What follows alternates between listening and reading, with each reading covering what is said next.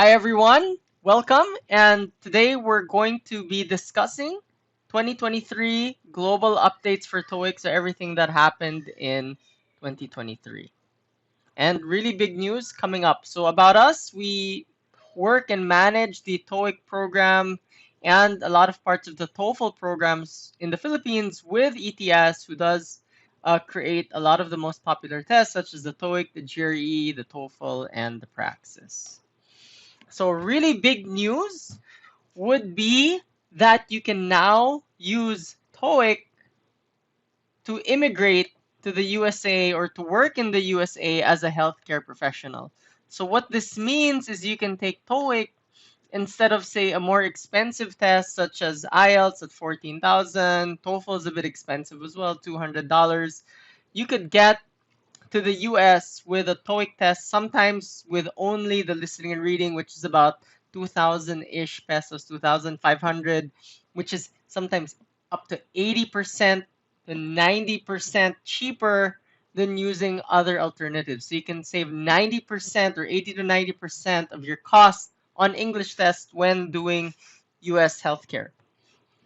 Next, just some additional news that this was in November 2022, that France, you could still get sponsorship to get the TOEIC test for free because it's recognized by the government. And we just put this in there that TOEIC is still one of the tests being used by the United Nations all around the world. So overall, lots of international and global recognition for the TOEIC tests. But here, the most applicable one will be to healthcare professionals in the Philippines because we are a very strong nation with healthcare professionals. So it makes sense just. So this is really important if you plan to go to the USA, that the CGFNS now accepts more English tests such as the TOEIC. And why is the TOEIC really, really good? Number one, it's way cheaper. So it can be as low as 2,500 pesos for some states. That's going to be 80% savings. And second, that it's the only test on the list that can be taken separately. So you can pass the TOEIC listening and reading in month number 1, like January, and the TOEIC speaking and writing in month number 2, like February. What this allows you to do is just take the test separately, and on month 1, just prep for the listening and reading, and on month 2, just prep for the speaking and writing. And if there's one section you don't pass, you only have to take that section. This is an option not available on the other tests, whereas if someone doesn't pass, they have to take the entire 4 skills again: listening, reading, speaking, and writing. And I have here a couple consultancies, like iPass is a wonderful visa consultancy, and they say the same thing. You could submit the TOEIC tests, and here even an IELTS review center, they were known as an IELTS review center, now they're called 9.09er. Even on their page, they say TOEIC is an acceptable English test. And it actually says right here at the bottom, if you can see it, and let me highlight it for you, it can be taken in 2 parts, right? So that's really, really good news that it's going to be much cheaper and much easier to go to the States using the TOEIC tests. Okay, so I'm going to pause this video so we could hear from a global healthcare provider consultancy talk about the TOEIC tests. And it won't be coming from me, but it'll be coming from a girl called Carrie. So in this video, I'm going to pause it and let Carrie talk.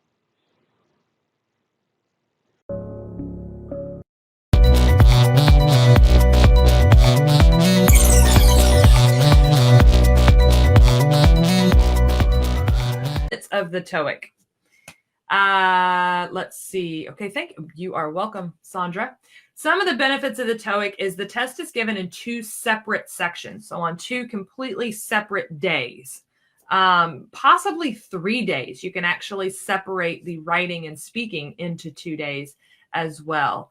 Retrogression nurses in the Philippines. Tracy just put that date. EB3 visas filed on or before December of 2021 is what we're looking at as far as retrogression in the United States and immigration.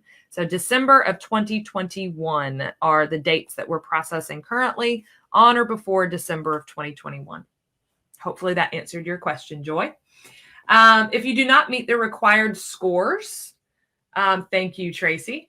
If you do not meet the required scores of, let's say that you pass the reading and listening, but you didn't pass the speaking, you can just sign up to take the speaking portion again. You don't have to take the whole test over again. It is easier than the TOEFL. It is easier than the TOEFL, substantially easier from my understanding, because, and I'll get more into this, because of the language. It's accepted in 35 states for licensure. So for 35 different states, that's over half of the United States, does accept the TOEIC. People don't realize that, but 35 states accept the TOEIC for licensure. And it uses real world English, not academic English. So when you're studying for the TOEFL and the IELTS, it's almost like you have to get back into university mode. And you have to think about, university language and all that kind of stuff. But if you take the TOEIC, it's very real world. You're not going to see a lot of very difficult academic language. Okay, welcome back. So here we're going to be seeing the testimonial of Patrick, but what I'd like everyone to take note is we already have people using the TOEIC tests. You're able to get into California, Missouri, which I will discuss a little bit later, is an important state, and Indiana. So all around the states, TOEIC is already being accepted for healthcare in different states. So now let's hear from Patrick. Okay, so let's start the video. Pleased and delighted to have taken part in the TOEIC certification for my visa screen requirements and is now actually visa screen certified. Now, what makes TOEIC one of the better test providers out there for your visa screen needs is that number one, TOEIC will provide you a safe space for your examination day to think of the answers more carefully. Now, number two, TOEIC is divided into two separate tests, so it actually gave me more time to think about the next part of the test and practice for it. Now, number three, TOEIC has actually been very helpful for me even after the exams. So, for me, still, if you're going to take TOEIC for your visa screen, I highly recommend TOEIC more than other English tests out there. So, good luck, guys. Okay, so that's from Patrick, and a big thank you for Patrick. And what I want to share with everyone is really important is he said you can take it in two parts. So you could do the listening and reading in month one, say that's January, and only when you pass do you schedule the next part in February, which is the speaking and writing. This is the only test that allows you to do that. The other test, you have to take all four sections immediately. If you fail, you retake all the four sections. Here, I could take the listening and reading, which is much cheaper, 2,500. And only when I pass the listening and reading do I take the more expensive section, the speaking and writing, which might be about 5,000. So 7,000 in total, except in states like Missouri, which we'll discuss, but still much safer since I can take the listening and reading, which is only 2,000-ish first, and that also helps me gauge or understand if I'm ready for the speaking and writing. Because if you can't pass the listening and reading, you definitely will probably not pass the speaking and writing. And this is different to other tests where you have to take the whole 14,000 peso test, 12,000 peso test, and that's the only time you know if you're ready. So here you get to check. You get a practice test. Well, it's not a practice, it's the official test at 2,500. Pleased and Okay, so here are other people who have and their scores. So here is Shannon, She says she's happy to take the TOEIC. She passed it, a hassle-free process, and she was able to get her certificate. This is Cheryl. She was able to use the TOEIC to get to the Northern Mariana Islands with the TOEIC test on her CGFNS. And this would be Patrick's official CGFNS certificate. So you can see using the TOEIC test really does allow them to pass on these states. Okay, so here are the guidelines, and I retrieved these December 2023. You could still check the CGFNS website, and I'll be sharing the link later on. But here it says these are the scores on the CGF website that you need for TOEIC. It's about a 725 on the listening and reading section combined score, a 150 on the writing, and a 160 on the speaking. So you need all the 4 scores to pass your CGFNS visa screen. Okay, so this is what we retrieved in December 2023. And I talked about Missouri a while ago, specifically, so I can discuss this slide. So here, Missouri only asks for half the test, the listening and reading. So this is an advantage, and you can see there are 4 states here. This is an advantage that some states will only ask for listening and reading, so you only have to pass those 2 sections. Compared to other states, if you take an IELTS and you go to Missouri, you're still taking all 4 sections, listening, reading, speaking, and writing. Because the IELTS approval in Missouri is for all the 4 skills, but the TOEIC recommendation in Missouri is just for the 2 skills, the listening and reading section. These state boards specifically ask for TOEIC: Colorado, Delaware, Louisiana, South Dakota, Utah, West Virginia. And the other states here, they don't mention any specific English test. So as you see, we had a passer from California a while ago, and they didn't ask for any specific English test. So they were able to use their TOEIC certificate to get through. To actually check on each state, you go to cgfns.org/licensure. I put /Missouri, but you could put any states. And some tests are not accepted in certain states. For example, Maine, they accept the TOEFL and they don't accept the IELTS. So you really do have to check on a state-by-state basis what tests are accepted and what tests are not. I think Maine only accepts TOEFL. It does not mention IELTS. I'm not sure about the PTE or the OET. So you really do have to check on a state-by-state basis. And these are the slides I compared. So I think if you're in this list, you should be very happy because these states do not require any specific English test. And then these ones, if you take TOEIC, you're more than happy to take. So to use the TOEIC here.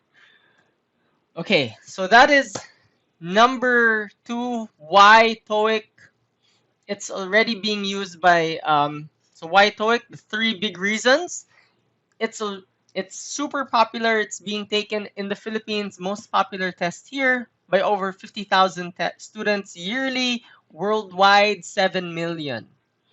Just to put into context, IELTS does 3 million. We do 7 million tests a year. It's a huge program. Second, we are one of the cheapest tests. So a lot of candidates do not pass on their first attempt, and it's much cheaper overall to retake a 2,000 peso test instead of a 10,000 peso test. 2,000 is like a dinner, 10,000 is like a cell phone, right? It's just much safer to take the TOEIC test. It's much safer and better for your pockets. And number 3, we are the most popular test in the world. 7 million test takers. So here are some of the schools in the Philippines that take TOEIC. So if you are looking to build a healthcare pipeline, it's wonderful that you have so many schools who already have students who are globally certified day one. And it just makes these students more competitive, that they fulfill international requirements before graduation. companies have been taking the TOEIC for years, not just for healthcare. For example, PricewaterhouseCoopers, they're one of the largest global accounting firms. They've been taking it for over a decade just to make sure the English skills are competitive globally. First Place Inc. has been using it for over a decade now with us on the J1 visa program in the US. So it's been a test used for so many years all over the world in the Philippines. So there's the brand is over 50 years old at this point. Okay, so reason number two, we are 80% to 90% cheaper than other English examinations. And I put the price comparison here. I think IELTS is 12 to 14,000, PTE 12. Our LNR test is 2,500 only. Sometimes cheaper if you're from a school who, 1,000 students take it. But in general, about 2,500 pesos. And that's huge amount of discount compared to anyone else. That's like 80% cheaper. So people shouldn't be worried what their score is because they can retake it. It's just worth a dinner. If you fail 12,000 pesos, that's a cell phone. Second, it is easier to prepare, as Patrick mentioned and the girl Carrie mentioned, because you can take them separately. I can take my listening and reading in January and take my speaking and writing in February. So January, I can just prepare and do a lot of listening and reading preparation. And then on February, I will just do a lot of speaking and writing practice, and I come to the test more prepared. And it's easier to prepare when you're only doing half and half instead of having to do it all at once and keeping all of that in your brain. So it is the easiest test because you can just take it, you can take them separately, and you only have to retake the section you failed. Third, and this is big, if you understand, so when it says TOEIC, this is Missouri, so you can just click the link cgfns.org/licensure/Missouri. When it says overall score 725, that's only listening and reading. But when you say TOEFL overall score 83, that's four skills: listening, reading, speaking, and writing. IELTS academic as well, when it says overall score 6.5, that's listening, reading, speaking, and writing, in addition having a speaking score of 7.0. So if you actually look at which is the easiest test to pass for Missouri of these three, it's the TOEIC because it's only the listening and reading section.